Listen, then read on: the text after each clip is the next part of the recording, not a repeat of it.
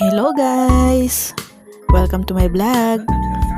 For today's video po, nagising kami sa lakas ng ulan, kulog at kidlat.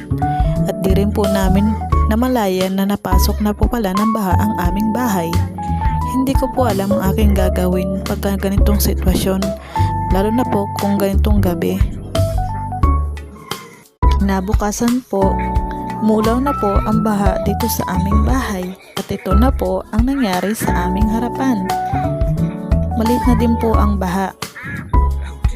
At kagabi nga po pala, nanguha nga po pala ng niyog ang aking asawa at ang aking papa at ang aking pinsan upang maging hanap buhay parang may pambili ng pagkain. Kaya malaking tulong din po ang baha dahil may nakukuha din pong pakinabang dito. Ito na po ang kanilang nilulukad. Marami-rami din po ang kanilang nakuha. Mamaya din po ay timbang din po yan para may pambili na po kami ng bigas. Yun lamang po. Salamat. Thanks for watching. Like and share.